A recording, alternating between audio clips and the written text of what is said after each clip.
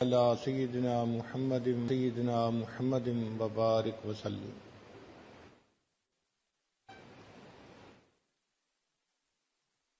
ہر انسان کی یہ چاہت ہوتی ہے کہ میری آرزوئیں اور تمنائیں پوری ہو جائیں۔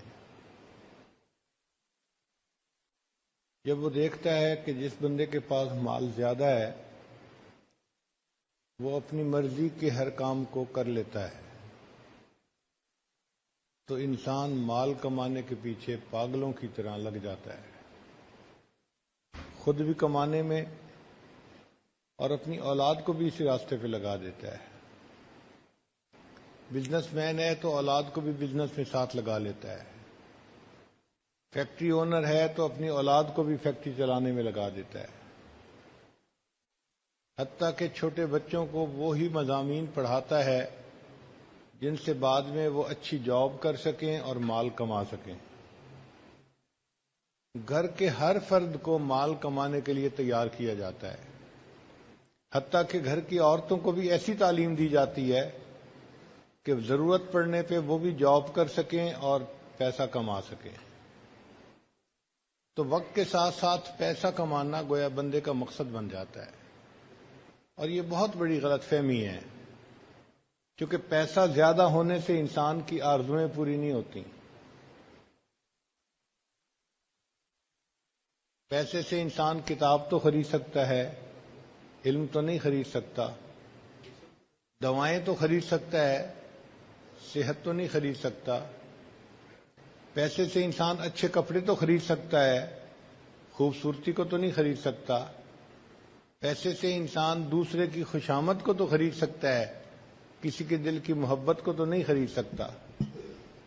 تو پیسے سے ہر چیز تو نہیں خریدی جا سکتی، اسی لیے جن کے پاس پیسہ جتنا زیادہ ہوتا ہے آپ دیکھیں گے کہ وہ اتنا پریشان زیادہ ہوتے ہیں۔ پیسہ آتا ہے تو اپنے ساتھ وبال بھی لے کے آتا ہے، کبھی اولاد نافرمان، کبھی بیوی نافرمان، کبھی صحت کی مشکلات، کبھی اور اسی قسم کے مسائل، اور پھر دل بے چین رہتا ہے۔ چنانچہ پچھلے دنوں ہمارے ایک ساتھی نے مجھے ایک ڈاکومنٹ پرنٹ کر کے دی کہ دنیا کے 22-23 وہ بندے جو سب سے زیادہ امیر سمجھے جاتے تھے، جو بلینر تھے، ملینر کی بات نہیں ہے، بلینر تھے، ان کا انجام کیسا ہوا۔ تو میں پڑھ کے حیران ہوا کہ ان 22-23 میں سے کوئی 18-20 نے تو خودکشی کی، سارے کے سارے ڈپریشن کے مریض، ان کو ہاسپٹل داخل کروایا گیا، ان کے ساتھ پاگلوں والا جو ہے نا وہ معاملہ کیا گیا۔ میں حیران تھا کہ ان لوگوں کے پاس مال و دولت کے اتنے خزانے ہیں، پھر کیوں پریشان ہیں؟ تو لکھا ہوا تھا کہ ان کے دل میں سکون نہیں تھا، پریشانی تھی۔ تو جو دنیا کے سب سے امیر لوگ ہوں ان کے دلوں میں اگر یہ پریشانی ہے تو اس کا مطلب یہ کہ سکون مال و دولت سے خریدنے والی چیز نہیں ہے۔ یہ عجیب بات ہے کہ ہم لوگ سکون حاصل کرنے کی نیت سے ہر وہ کام کرتے پھرتے ہیں جو انسان کو بے سکون بناتا ہے۔ یہ غلط فہمی ہے ہماری۔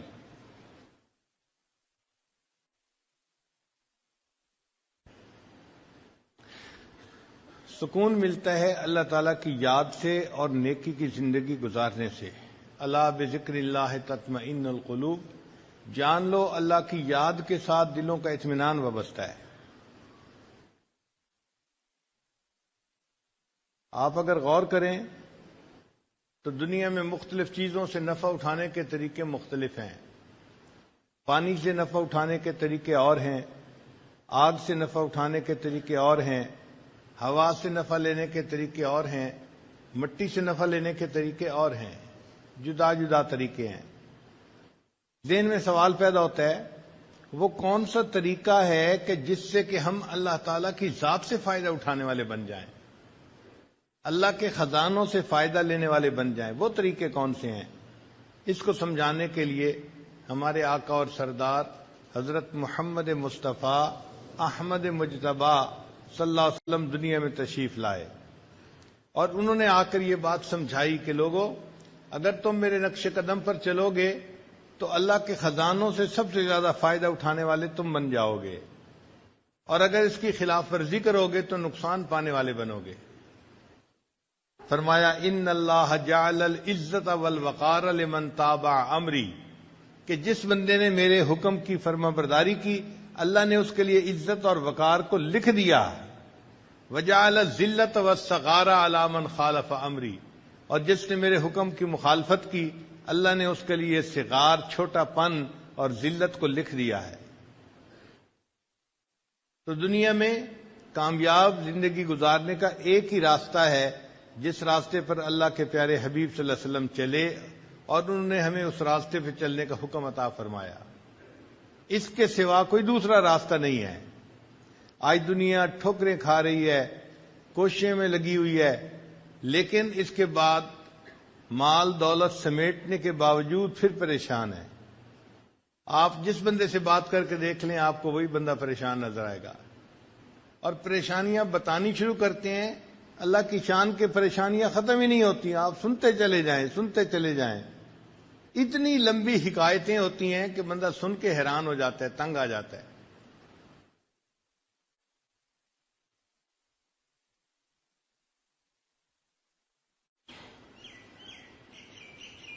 کوئی ایسا طریقہ جس سے کہ ہماری دعائیں قبول ہوں، ہماری نیک مرادیں پوری ہوں، اور ہمیں دنیا میں عزت ملے، لوگوں سے محبت ملے، وہ طریقہ نبی علیہ الصلوۃ والسلام کا بتایا ہوا راستہ ہے.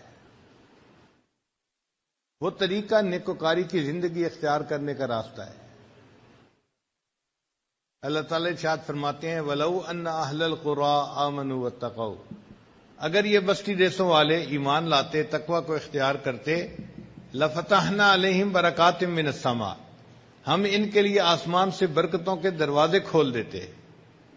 تو برکتوں کے دروازے کھل سکتے ہیں مگر ان کو ہمارے گناہوں نے روکا ہوا ہے. ہم لوگ ایک کمرے میں تھے، گرمی تھی، ایک بچہ بار بار بٹن بند کر دیتا تھا پنکھے کا، تو گرمی اور زیادہ ہو جاتی تھی. ہم حیران تھے کہ یہ کیا معاملہ ہے. تو مجھے اس دن خیال آیا کہ بالکل اسی طرح اللہ تعالیٰ نے تو ہمارے لیے عزت اور رزق کے دروازوں کو بنایا ہے، ہم ان گناہوں کے ذریعے سے اس کے آف بٹن کو دبا دیتے ہیں اور وہ دروازے بند ہو جاتے ہیں، اور بجائے رزق میں انسان کو سکون ملنے کے الٹا پریشانی ملتی ہے. اس لیے اللہ تعالیٰ فرماتے ہیں کہ جو بندہ میری یاد سے آنکھ چرائے گا فَإِنَّ لَهُ مَعِيشَةً ضَنْكَ، ہم اس کی روزی کو تنگ کر دیں گے. اچھا، روزی کو تنگ کرنے کا کیا معنی؟ کہ پریشان ہی ہوگا روزی کی طرف سے. آپ دیکھیں یہ جو بڑے بڑے کاروباری لوگ ہوتے ہیں یہ الٹا اور پریشان ہوتے ہیں. کیا وہ جی 2 کنٹینر وہاں بھیجے تھے وہ رک گئے، 1 کنٹینر یہاں بھیجنا تھا رک گیا، فلاں کام ایسے نہیں ہوا، فلاں کام ایسے نہیں ہوا. ان کے پیسے پھنسے ہی رہتے ہیں.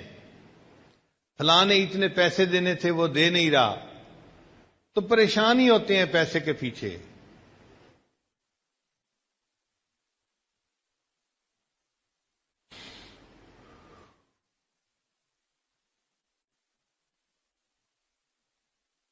اور کئی مرتبہ ایکسپینشن کے چکر میں شیطان ڈال دیتا ہے.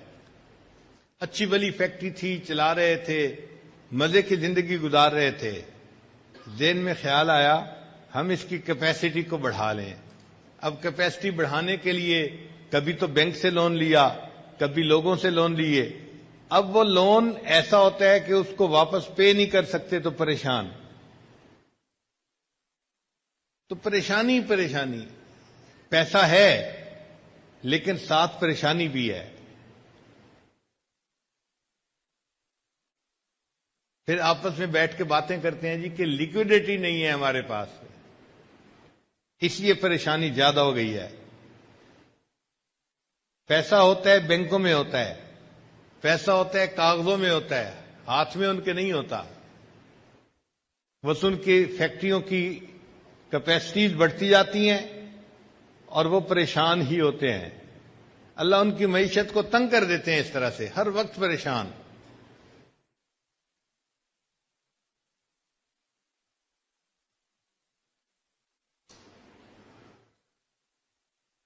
وہ طریقہ جس سے کہ انسان کو دنیا میں عزت ملے، سکون ملے، محبت ملے، وہ نیکی کا راستہ ہے۔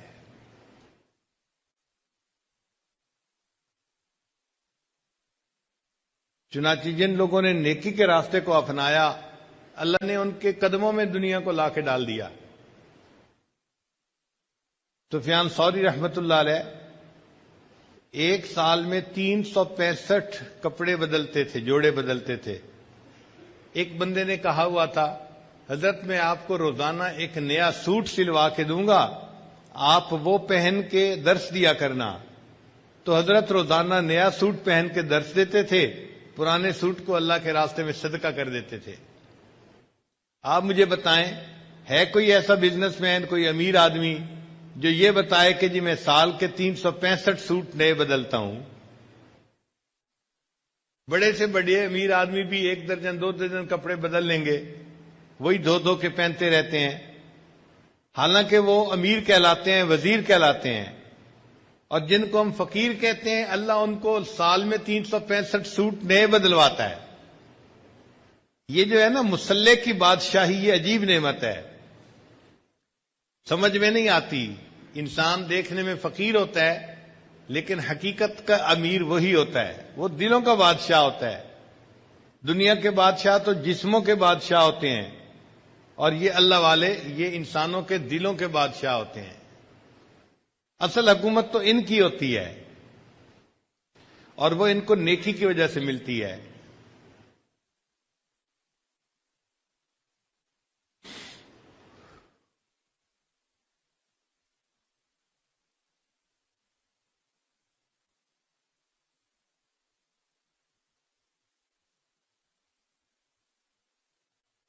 ہم اپنے گھروں میں دیکھتے ہیں، جو بچہ ماں باپ کی بات مانتا ہو، پڑھائی شوق سے کرتا ہو، ماں باپ کی عزتوں کا سبب بنتا ہو، تو ماں باپ اس سے پیار کرتے ہیں۔ وہ بچہ کبھی فرمائش کرے کہ مجھے فلاں چیز چاہیے، تو ماں باپ آدھی بات سنتے ہی اس کی بات کو پورا کر دیتے ہیں۔ اور جو بچہ ضدی ہو، بہانے باز ہو، کام چور ہو، ماں باپ کے دل دکھائے، وہ اگر کہتا بھی رہے کہ مجھے فلاں چاہیے تو ماں باپ سنی انسنی کر دیتے ہیں۔ بالکل اسی طرح جو بندہ اللہ کی فرمانبرداری کرتا ہے، وہ دعا کے لیے ہاتھ اٹھاتے ہیں، اللہ اس کی مراد پوری فرما دیتے ہیں۔ اور جو انسان گناہوں بھری زندگی گزارتا ہے، وہ پھر ہاتھ اٹھا کے جتنا مرضی دعائیں مانگتا رہے، اللہ تعالیٰ اس کی دعاؤں کو سنا انسنا کر دیتے ہیں۔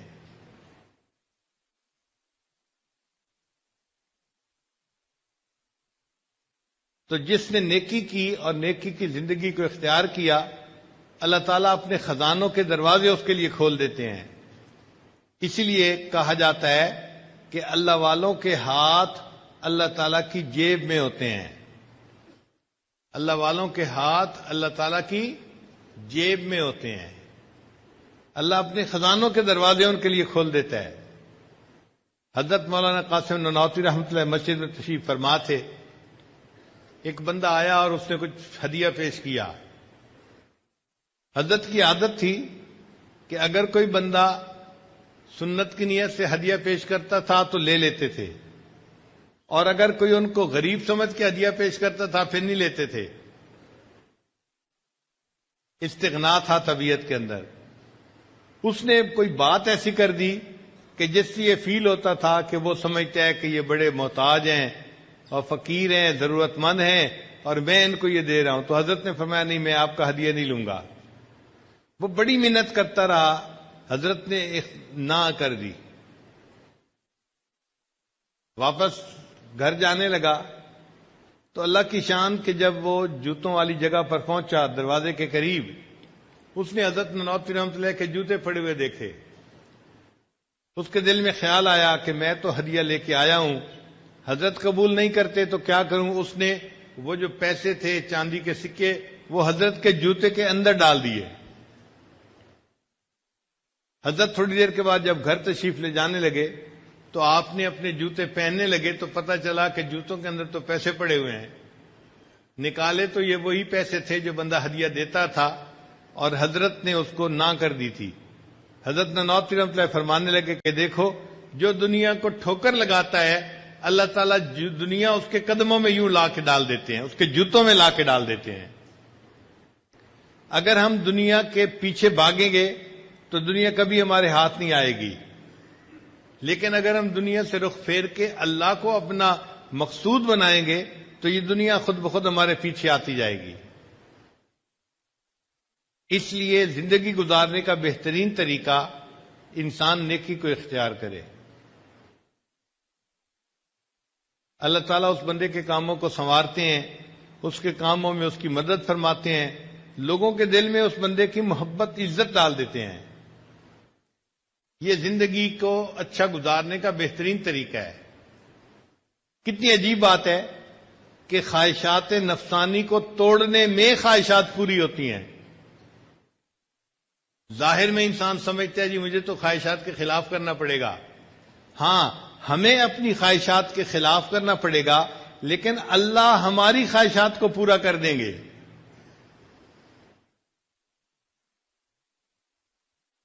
ہمارے مشائخ نے اس کو کہا ہے مقام تسخیر۔ مقام تسخیر، جب یہ کسی بندے کو مقام نصیب ہو جاتا ہے پھر اللہ تعالیٰ اس کے لیے عزتوں کے دروازے کھول دیتا ہے، رزق کے دروازے کھول دیتا ہے۔ حضرت مولانا زکریا رحمۃ اللہ علیہ دیکھنے میں ایک درویش آدمی تھے، مگر اتنے ان کو ہدیے ملتے تھے کہ ان کے دسترخوان پہ کئی ہزار آدمی ایک ایک وقت پہ کھانا کھایا کرتے تھے۔ چنانچہ وہ جب نبی علیہ السلام کی خدمت میں سلام پڑھنے کے لیے حاضر ہوتے تھے تو 2000، 5000، 10,000 ریال پہلے صدقہ کرتے تھے، پھر سلام کے لیے حاضر ہوتے تھے۔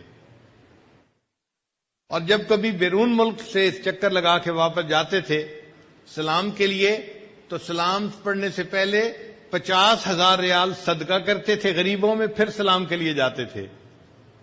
آج آپ بتائیں کون امیر آدمی ہے کہ جس کے پاس اتنا مال ہو کہ وہ 50,000 صدقہ کرے اور پھر نبی السلام کی خدمت میں سلام کے لیے حاضر ہو؟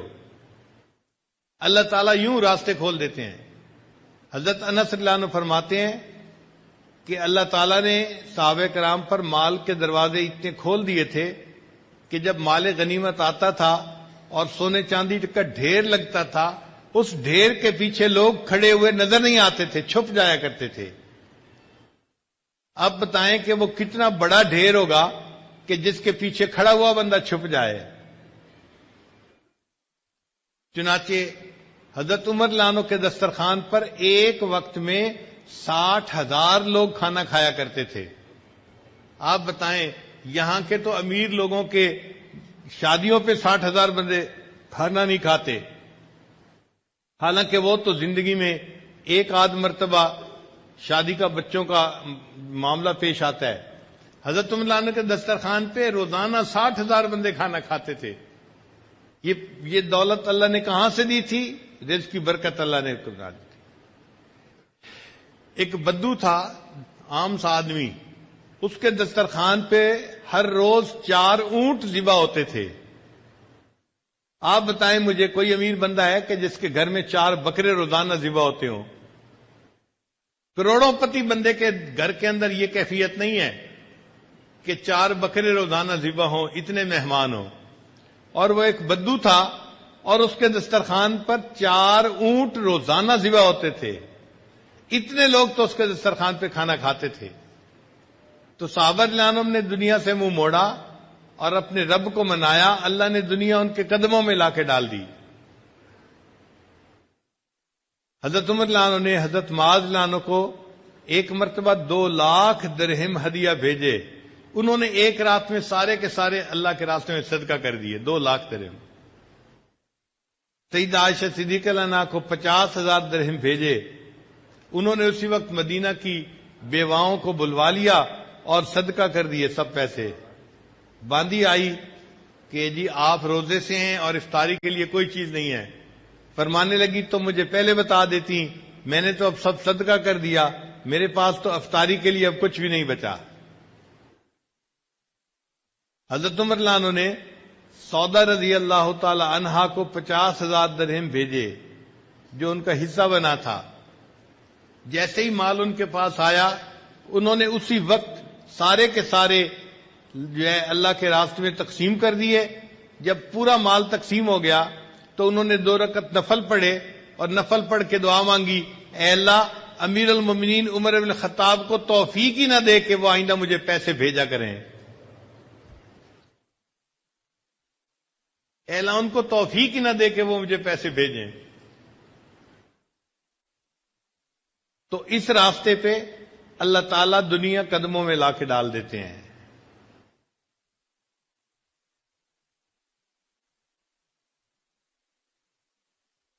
ہمارے حضرت مرشد عالم رحمۃ اللہ علیہ کر اللہ تعالیٰ نے اس طرح دنیا کے دروازے کھول دیے تھے۔ اگر وہ چاہتے کہ میں مسجد کی دیوار ایسی بناؤں کہ ایک اینٹ سونے کی ہو اور ایک اینٹ چاندی کی ہو، مجھے پکا یقین تھا کہ حضرت ایسی مسجد بھی بنا جاتے۔ حضرت خواجہ عبد المالک صدیقی رحمۃ اللہ علیہ خانوال والے، انہوں نے مسجد بنائی تو لوگوں نے مسجد کا نام رکھ دیا بے چندہ مسجد۔ بے چندہ مسجد نام کیوں رکھا؟ کہ کبھی چندہ ہی نہیں کیا جاتا تھا۔ تو اللہ تعالیٰ دنیا کی فتوحات دے دیتے ہیں اگر انسان نیکی کی زندگی کو اختیار کرے۔ پھر لوگوں کے دلوں میں اللہ محبتیں بھی ڈال دیتے ہیں، عزتیں بھی ڈال دیتے ہیں۔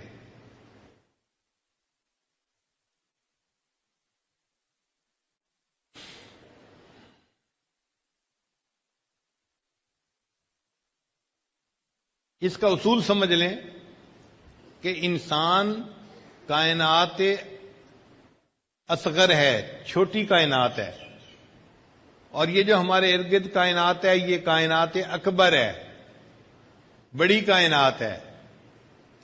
آپس میں چیزیں ایک دوسرے سے مشابہت رکھتی ہیں۔ مثال کے طور پہ انسان کے جسم پر بال ہوتے ہیں، کائنات کے اندر دیکھیں تو زمین کے اوپر درخت ہوتے ہیں، انسان کے جسم میں ہڈیاں ہوتی ہیں، اور اگر کائنات میں دیکھیں تو ان میں پہاڑ ہوتے ہیں، پتھر ہوتے ہیں، سخت ہوتے ہیں۔ انسان کے جسم میں خون کی شریانیں ہوتی ہیں، اور زمین کے اندر دریا اور نہریں ہوتی ہیں۔ زمین کے اوپر چشمے ہوتے ہیں، اور انسان کی جسم میں چشم ہوتی ہے۔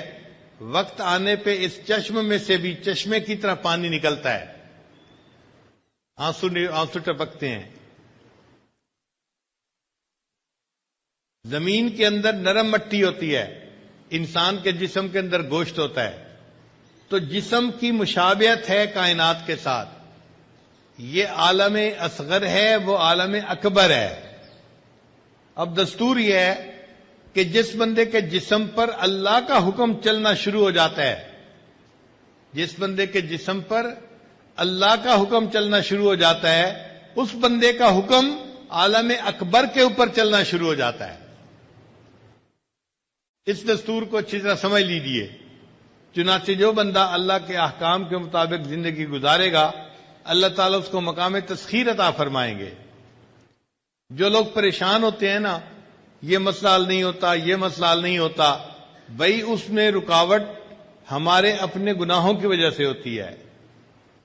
کچھ لوگ کہتے ہیں ہمیں جی پھپھو نے پریشان کیا ہوا ہے، چچا نے پریشان کیا ہوا ہے، چچا کے ایک کاروباری تھے دوست، انہوں نے پریشان کیا ہوا ہے۔ سچی بات تو یہ ہے ہمیں کسی نے پریشان نہیں کیا ہوا، ہمیں ہمارے نفس نے پریشان کیا ہوا ہے۔ سب سے بڑا دشمن ہمارا نفس ہے، اور یہ نفس جو ہے نا، یہ اخبث من 70 شیطانا، یہ 70 شیطانوں سے زیادہ خبیث انسان کا نفس ہوتا ہے. ہمارے راستے تو نفس نے بند کیے ہوئے ہیں، رزق کے دروازے، عزتوں کے دروازے، دعاؤں کے دروازے اس نے بند کیے ہوئے ہیں. اگر نفس مطمئنہ بن جائے اور گناہ کرنا چھوڑ دے تو اللہ تعالیٰ تو رزق کے دروازے کھولنے کے لیے تیار ہیں.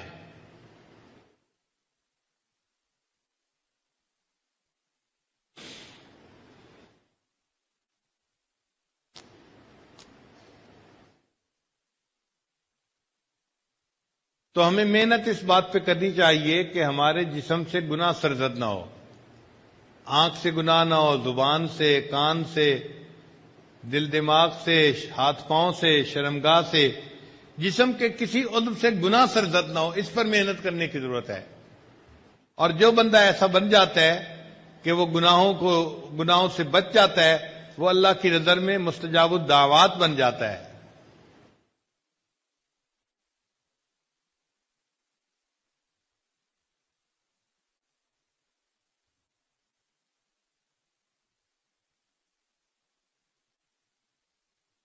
حضرت بابو جی عبداللہ رحمت اللہ علیہ سے ایک مرتبہ ساجد نے یہ پوچھا، حضرت آپ مستجاب الدعوات ہیں، اللہ نے آپ کو یہ مقام کیسے عطا فرمایا؟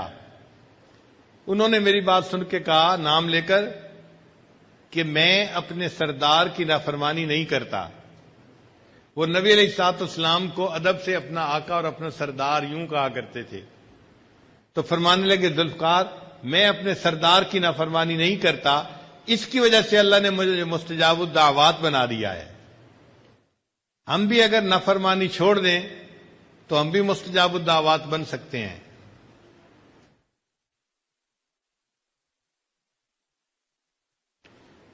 دھوکہ یہ ہے کہ انسان یہ سمجھتا ہے کہ گناہ کرنے سے کچھ نہیں ہوگا، اس لیے کہ فوری کوئی تھپڑ تو نہیں نہ لگتا کہ ادھر بد نظری کی ادھر تھپڑ پڑ گیا، تو چونکہ فوری کچھ ہوتا نظر نہیں آتا انسان سمجھتا ہے کچھ نہیں ہوگا.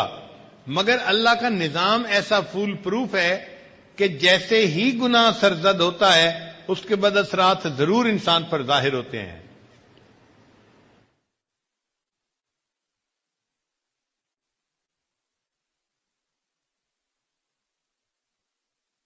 اللہ تعالیٰ تو ارشاد فرماتے ہیں کہ جس نے مثقال ذرۃ، ایک ذرہ کے برابر بھی نیکی کی تو اس کا بھی اجر ملے گا، اور ذرہ کے برابر اس نے برائی کی تو اس کا ہی سزا بھی اس کو ملے گی. تو اللہ تعالیٰ کا نظام اتنا ایکوریٹ ہے، ایک ذرہ کے برابر بھی گناہ کریں گے تو اس کا بھی اثر ہمیں پہنچ کر رہے گا.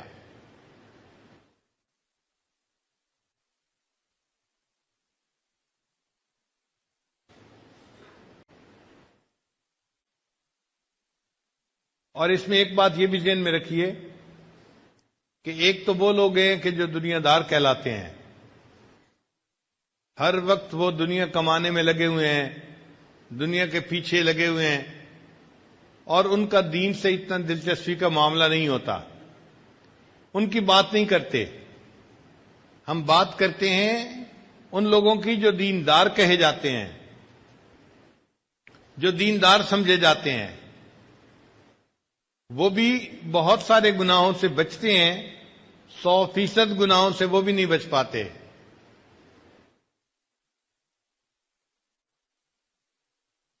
کسی کو غصے کی بیماری، کسی کو شہوت کی بیماری، کسی کو حسد کی بیماری، کسی کو عجب کی بیماری، وہ بیچارے بھی بیمار ہوتے ہیں. نتیجہ کیا ہوتا ہے کہ ظاہر تو ہمارا پھر دین والا ہوتا ہے، مگر اللہ کی مددیں ساتھ نہیں ہوتی جو اس بندے کے ساتھ ہوتی ہیں جو گناہوں سے بچتا ہے.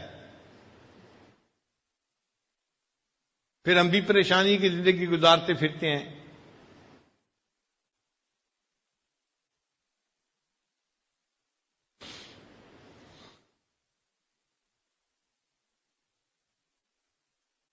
وہ طریقہ جس سے کہ اللہ تعالیٰ کا غیبی نظام انسان کے ساتھ شامل ہو جائے، انسان کی مددگار بن جائے، وہ ایک ہی طریقہ ہے کہ انسان گناہوں کو چھوڑ دے.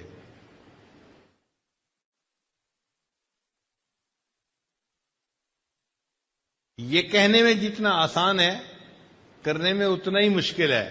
گناہوں کو چھوڑنا کوئی آسان کام نہیں ہوتا. نفس انسان کو گناہ چھوڑنے نہیں دیتا.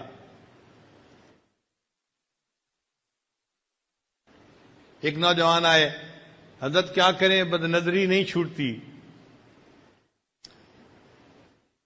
بھائی اللہ کا خوف اگر دل میں ہوگا پھر تو بد نظری چھوٹ جائے گی، اور اگر اللہ کا خوف دل میں نہیں ہوتا تو کیسے چھوٹے گی بھائی؟ پھر میں نے اسے ایک طریقہ سکھایا. میں نے کہا دیکھیں، آپ چاہتے ہیں کہ کسی غیر کی طرف دیکھیں اور اس وقت اس لڑکی کا خاوند آپ کی طرف دیکھ رہا ہے یا باپ آپ کی طرف دیکھ رہا ہے، تو کیا اس وقت آپ اس کو بری نظر سے نظر اٹھا کے لڑکی کو دیکھیں گے؟ اس نے کہا جی نہیں، اگر اس کا خاوند پاس ہے تو خاوند تو میرے ساتھ جھگڑا کرے گا، لڑائی کرے گا، اور ہو سکتا ہے کہ مجھے تکلیف پہنچائے. تو خاوند دیکھ رہا ہوگا تو میں اس کی بیوی کی طرف نہیں دیکھوں گا. میں نے اس بات پہ جب اس کو اچھی طرح پکا کر لیا، پھر اسے یہ بات سمجھائی کہ دیکھو ہمارے اکابر نے لکھا ہے کہ جب کوئی بندہ بد نظری کرتا ہے، اس کی نظر اس عورت پر بعد میں پڑتی ہے، اس سے پہلے اللہ کی نظر اس بندے پر پڑ رہی ہوتی ہے. تو بندے کی نظر غیر محرم پر بعد میں پڑتی ہے، اللہ کی نظر بندے پر پہلے پڑتی ہے. اللہ دیکھ رہے ہوتے ہیں. اچھا تم ادھر بھی دیکھ رہے ہو، ادھر بھی دیکھ رہے ہو، ادھر بھی دیکھ رہے ہو، للچائی نظروں سے اس کو بھی دیکھ رہے ہو، تو ہماری ان بدعمالیوں کا پھر وبال ہمیں بھگتنا پڑتا ہے.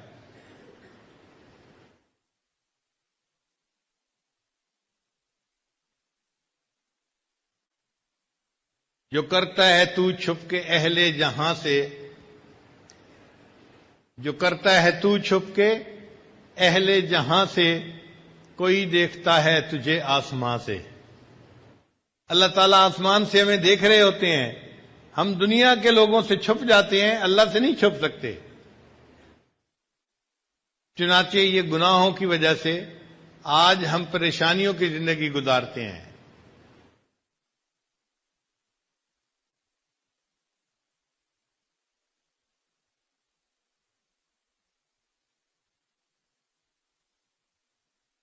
اور اگر ہم چاہیں کہ اللہ تعالیٰ ہمیں نیکی کی زندگی عطا فرمائے، ہماری دعائیں قبول فرمائے، ہمارے کاموں کو سنوار دے، ہمیں دنیا میں عزتیں دے، محبت دے، اس کا ایک ہی طریقہ ہے کہ ہم نیکی کو بھاگ بھاگ کے کریں اور گناہوں سے اپنی جان چھڑائیں.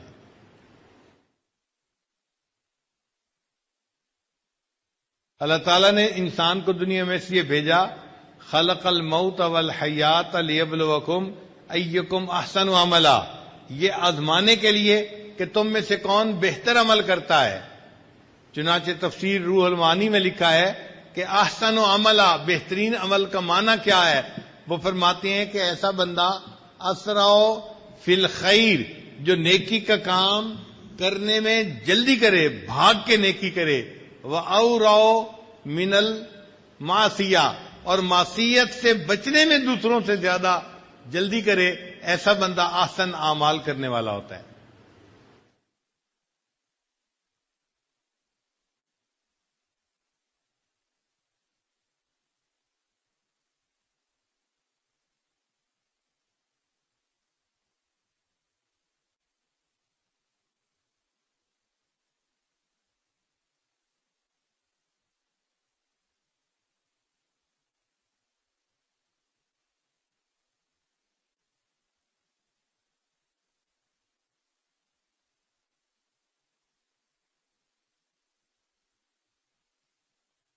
صحابہ رضی اللہ تعالیٰ عنہ اللہ تعالیٰ کی فرما برداری کرتے تھے. اس کا نتیجہ یہ نکلا کہ مخلوق ان کی فرما برداری کرتی تھی، جنگل کے جانور بھی ان کی فرما برداری کرتے تھے. ایک صحابی لانوں نے ایک مرتبہ وہ لشکر سے پیچھے رہ گئے. ان کو سمجھ نہیں لگ رہی تھی کہ لشکر گیا کہاں ہے. اب بڑی مشکل پیش آ رہی تھی، دائیں جائیں، بائیں، آگے یا پیچھے، کدھر جائیں، ان کو سمجھ نہیں لگتی تھی. اتنے میں انہیں ایک شیر نظر آیا تو انہوں نے شیر کو اپنے پاس بلایا اور کہا کہ دیکھو تمہیں انسانوں کی مہک جلدی محسوس ہو جاتی ہے، مجھے پتہ نہیں چل رہا، تو مجھے میرے لشکر تک پہنچا کے آ۔ شیر نے اپنی دم ہلائی، چنانچہ یہ صحابی شیر کی پیٹھ کے اوپر بیٹھ گئے اور شیر ان کو جیسے گدھا اپنے سوار کو لے کے پہنچاتا ہے، شیر نے ان کو ان کے لشکر تک پہنچا دیا اور پھر واپس چلا گیا۔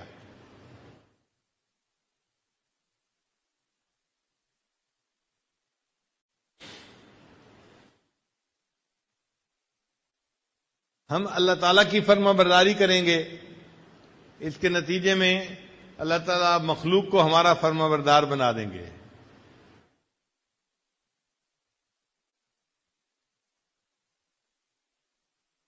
اللہ تعالیٰ رزق کے خزانوں کے دروازے بندے کے لیے کھول دیتے ہیں۔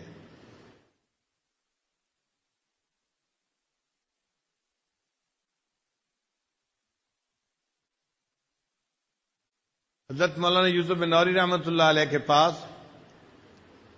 بہت سارے لوگ آتے تھے اپنے زکوٰۃ کا پیسہ لے کے، تو حضرت ان کو فرماتے تھے کہ دیکھو بھائی، میرے مدرسے میں سالانہ جتنا خرچہ ہوتا ہے وہ تو پہلے ہی مجھے مل چکا، اب میں آپ کے مال کو لے کے کیا کروں گا؟ تو حضرت ان کے مال کو واپس کر دیا کرتے تھے۔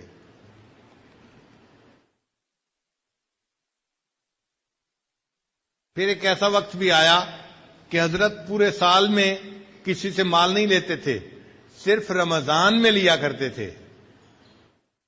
اور ایک ایسا وقت بھی آیا ان کی زندگی میں کہ رمضان کے آخری 10 دن میں صرف مدرسے کے لیے پیسہ لیتے تھے، ورنہ نہیں لیتے تھے۔ ایک بندہ آخری دن رمضان کی آیا، حضرت مجھ سے یہ آپ لے لیجئے اپنے ادارے کے لیے۔ فرمایا دیکھو بھائی، جتنا سال کا خرچہ ہے وہ تو پہلے سے میرے پاس موجود ہے، اور جو فالتو پیسے ہیں وہ مجھے پنجاب کے مدارس میں بھجوانے ہیں، تو بجائے اس کے کہ میں یہ تکلیف اٹھاؤں بھجوانے کے، آپ خود ہی ان کو وہاں بھجوا دیں، آپ کو اللہ اجر عطا فرمائیں گے۔ آج مدرسے بنانے والے پریشان ہوتے ہیں کہ جی کوئی تعاون کرنے والا نہیں۔ اللہ تعالیٰ ایسے معاونین بنا دیتے ہیں کہ جو بندے کے سارے جو ہے خرچوں کو خود اٹھا لیتے ہیں۔ یہ اللہ تعالیٰ کی طرف سے خصوصی رحمت ہوتی ہے بندے کے لیے۔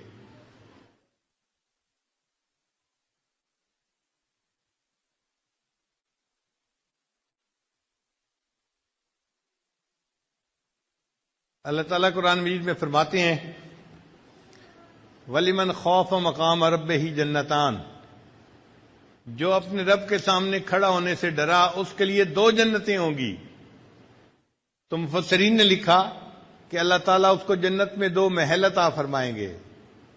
جیسے ایک بندے کا گھر لاہور میں ہے اور دوسرا گھر اسلام آباد میں ہے، اسی طرح اللہ تعالیٰ اس نیک بندے کے جنت میں 2 گھر بنا دیں گے۔ اور بعض مفسرین نے لکھا کہ نہیں، اس کا یہ معنی نہیں، بلکہ معنی یہ ہے وَلِمَنْ خَافَ مَقَامَ رَبِّهِ جَنَّتَانِ، جو اپنے رب کے سامنے کھڑا ہونے سے ڈرا اللہ اس کو 2 جنتیں عطا فرمائیں گے۔ اس کا معنی یہ ہے ای جنت الدنیا و جنت الآخرہ، آخرت میں تو اللہ اس کو جنت عطا فرمائیں گے ہی صحیح، اللہ اس کی دنیا کی زندگی کو جنت کا نمونہ بنا دیں گے۔ چنانچہ اللہ والوں کے ساتھ یہی ہوتا ہے کہ اللہ تعالیٰ ان کی عمر کے آخری حصے میں ایسی منشا پوری فرماتے ہیں کہ جیسے جنت میں کسی کی منشا پوری ہوتی ہے۔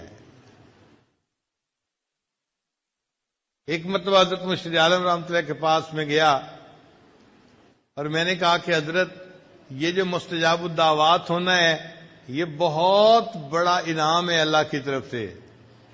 تو حضرت مجھے فرمانے لگے ایک مقام اس سے بھی اونچا ہے۔ میں نے پوچھا حضرت وہ کون سا ہے؟ فرمانے لگے کہ ایک ایسا بھی مقام آتا ہے کہ جہاں بندے کو ہاتھ اٹھانے بھی نہیں پڑتے، اللہ دل میں پیدا ہونے والی چاہت کو ہی پورا کر دیا کرتے ہیں، ہاتھ اٹھانے کی بھی تکلیف بندے کو نہیں دیتے۔ یہ وہ لوگ ہوتے ہیں کہ جن کی زندگی 100% شریعت کے مطابق بن چکی ہوتی ہے۔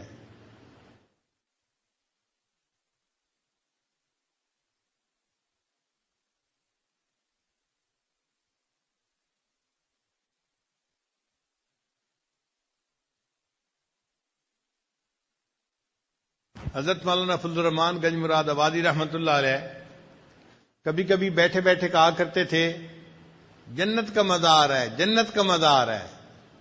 یعنی دل میں اتنا سکون ہوتا ہے کہ ان کو اس دنیا میں بیٹھے ہوئے جنت کے مزے آ رہے ہوتے ہیں. اگر اس کا نظارہ دیکھنا ہو تو آپ ایک ہفتہ کسی دنیا دار کے ساتھ بھی رہ کے دیکھ لیں تو آپ اس کی زندگی میں پریشانیاں ہی پریشانیاں دیکھیں گے، اور ایک ہفتہ کسی اللہ والے کے پاس رہ کے دیکھ لیں آپ اس کی زندگی میں جنت کا منظر دیکھیں گے کہ ان کے دل میں ایک کوئی چیز کی خواہش ہوتی ہے، اللہ پورا کر دیتے ہیں. اس طرح سے راستے کھول دیتے ہیں، عزتیں دیتے ہیں، محبتیں دیتے ہیں، تو ان کی دنیا کی زندگی جنت کا نمونہ بن جاتی ہے.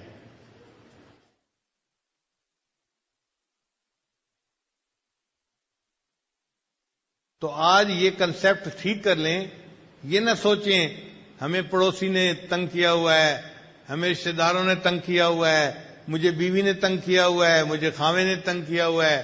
بھائی کسی نے کسی کو تنگ نہیں کیا ہوا، ہمیں ہمارے نفس نے تنگ کیا ہوا ہے. ہم آج نفس کے اوپر جو ہے زبردستی کریں اور اس کو شریعت کی لگام پہنا دیں تو دیکھنا اللہ تعالیٰ ہمارے لیے کیسے عزتوں کے دروازے کھول دیں گے.